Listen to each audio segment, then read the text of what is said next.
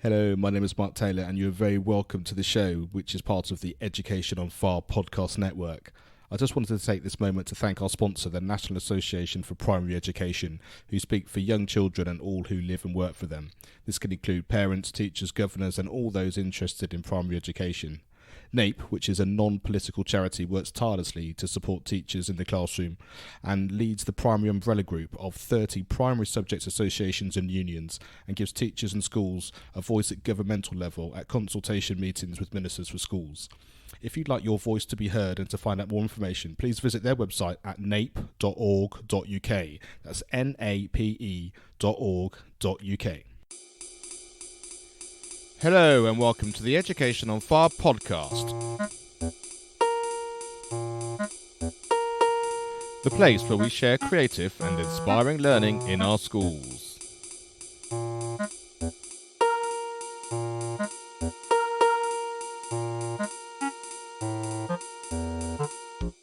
Hello and welcome to this launch show of Season 7 of the Education on Fire podcast.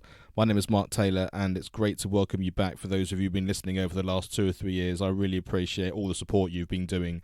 And a quick shout out to Jim Hart from America, who was actually a guest on the PE season. He's always very supportive, shares some wonderful things that he's doing in his school, and some very kind words about what we're actually producing here on Education on Fire. So thank you, Jim, very much. I always appreciate your kind words. So as we mentioned there was a PE season. Of course, we've had English and literacy in the last season. We've had the season about what the children think of their schooling and computing. So if you are new to the podcast, you're very welcome. Do go back and listen to those different subject seasons because they give you an insight of some of the inspiring things that we're sharing across the curriculum, not just in this particular season. So Season 7 is going to be focusing on wellbeing, and we've got some support for you as teachers and some great insightful conversations, I think, and also how to support children and what wellbeing is in school. Why is it there? Is it there to support children because they're struggling?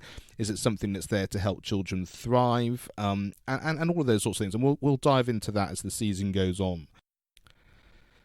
But today on this launch show, I wanted to be very transparent. I wanted to give you my experience of well-being in schools, and that comes in two different ways, really. One of them is a parent, as a stepfather. We had a couple of years ago, our eldest was very sadly taken into hospital, having decided that she wanted to take her own life. Now, this was the first of 4 attempts, and it did eventually end up with her in hospital for 6 months for her own safety, and it's a very long story, and the details of which are obviously confidential, and with her and all the people in her support network, we're very grateful now that she's home, and every day is obviously a gift, and looking forward to the future and growing into life beyond that. And it's with a heartfelt thanks to all the support and all the people in the medical profession and the whole support network that have really sort of supported everyone for that to be the case. And importantly, obviously, every journey is different, every person is different, and it's only them that can decide how they want to live their life. But for us as parents, obviously, you can imagine it's very difficult on a personal level. It's very difficult to support the other 2 children in our family as well, because it just sends you into a complete spin. But what it does is it really focuses your mind on what life is all about. How do you want to live life on a daily basis? And one of the things I'd like to say is, when this happened, the support networks within the school were amazing. Everybody went into overdrive. Nothing could be more supportive in terms of going to school, not going to school, having the chance to speak to people within school, going to lessons, actually having been able to come out of lessons and speak to people, have a bit of time out. And that goes for all of our children, because they're all obviously directly involved. Now, that was incredible and very helpful for us to know that actually they were all getting what they needed. The mechanisms were there, and we were very lucky that that was the case. And we've got 3 different age children. One was in primary, one was in a state secondary, and one was in a private school. So they're all very different setups, but actually the support and the understanding of the schools was second to none, and we're incredibly grateful for that. But what I did realise is that, when we came out of the time when she was in hospital and getting back into life, it was that kind of, well, how do we want life to be? For us, obviously, we had the moment by moment, having to watch someone 24/7 to make sure they're safe, being able to have to then let go enough to suddenly have a door close and not know what's going on the other side of that door, to then have to leave someone on their own hoping that everything's okay, having to trust yourself to know that they're thriving and they're surviving, supporting our other children in being around that environment, and actually they're still going to school, they're still having to live their life. I mean, it's an incredibly difficult time, and as you can imagine, something which has obviously had a massive effect on all of us, and why I'm incredibly grateful for this whole podcast network to be able to be supporting people in all manners of education, and hopefully to give you as teachers and children the opportunity to really understand what life is about through education, so that we can have a much more positive and fulfilling existence in schools where everything is about thriving rather than it feeling heavy or very negative. So what do I mean by that? It really is that, when you're rebuilding your life, when you're wanting to see how your life is going to look today, this week, this month, going into a school environment which is surrounded by an 8-foot fence feels like a prison. It feels like you're going into somewhere which isn't safe, even though it's there to protect you from the outside. And it's those sorts of things which I think although they're done for the right reasons, they do have a negative effect. The school that's very supportive on one hand with the most fantastic support network to help our children was also the same school that during the year 6 actually decided they were going to stop PE for a few weeks because the English testing wasn't high enough, ready for the SATs later in the year.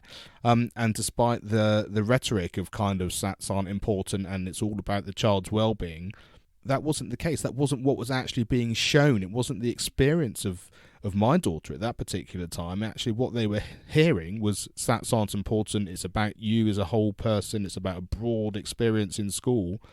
But then not being able to do PE on a Monday afternoon because the overall English grades weren't high enough, because they wanted them to be better by the time they get to the summer. Suddenly PE, an integral part of something which is important for children, was suddenly dropped so that these grades could come up. And that's the reality sometimes of what's coming across to children. It's what they see, it's what they experience, not just what they hear.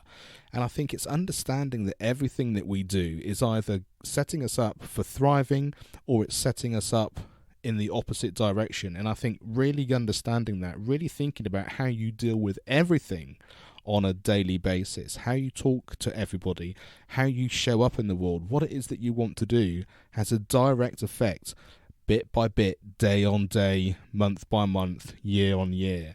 And we know there are some children that just don't really take on board any of it and they just go through and everything's fine. There are some children that thrive on the fact that they can just do what they can do, and also they don't care so much about what feels like all that extra pressure.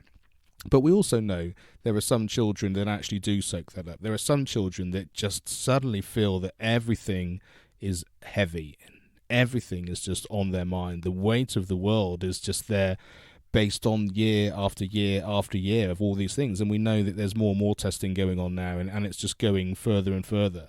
So well-being in school is about creating that environment in a positive way for me, as well as just the fact that now we want to support children who aren't really thriving because we need to do mindfulness or something to help them cope with the fact that so much of what's happening on a daily basis is negative to them and actually not allowing them to thrive.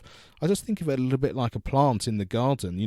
It needs nourishment, it needs light, it needs warmth, it needs food, and it will grow instinctively. It's what it's designed to do. It's what children are designed to do. They want to learn. They want to be part of things. They want to be social. They want to be moving. They want to be experiencing all of these things. And I think so much of our school existence is actually taking that away a little bit. You only have to talk about how it can be different. We had a great conversation in the PE season with Tactivate, which is episode 88. And back in episode 3, I had a conversation with Janice from the Overstone Primary School talking about how to nurture and ambitious pupils and just that school environment, which is just so thriving. Please go back and listen to those episodes, because when I hear those, I think, oh yeah, that's what it could be like for everybody. And we know that that's not always the case. So this episode, obviously, It's launching the show, it's giving us a way in, and I hope that the conversations we have over the next few weeks, where we have some great insights from things that can support you when you need extra support, and also things that you can put in place which actually will change the environment of your school as well, so that actually everything becomes thrive focused much more than just trying to cope with well-being being something which actually we're doing to support children who aren't thriving. Certainly as part of our journey, two things have been really important, and one of them is physical exercise and actually being active and getting the body moving and having life running through our veins, and the other has been the arts. It's been music, it's been drama. Those are the things which actually have brought us together, both in terms of practically and in terms of sharing the joy of actually being in a production, but just the journey of actually rehearsals and sharing a shared goal, sharing fun, actually being able to thrive in something which is outside of the normal school learning environment, which is such a shame, because that should be an integral part of what everyone is learning and they're doing all the time. So the narrowing of the curriculum is something which I'm very passionate about reversing. I think everyone should have access to the arts, and PE should be an integral part of everything, and the humanities and everything just growing around life being a canvas, a theatre, a performance of everything that's going on, a very delightful thing to share with everybody, and that's really the integral part of what a primary school should be for me, and I think from what I hear from lots of you, that's the case as well. So thank you so much for listening. I really appreciate you taking the time to be here today, and I look forward to the rest of this season. And I'm always grateful to hear back from you. If there's anything that you want to share, anything you want to mention, please just mark@educationonfire.com, and it's always lovely to hear from you. Thank you so much for spending time with me today, and I look forward to the rest of this season. Thanks for listening to the Education on Fire podcast. For more information of each episode and to get in touch, go to educationonfire.com. Education is not the filling of a pail, but the lighting of a fire.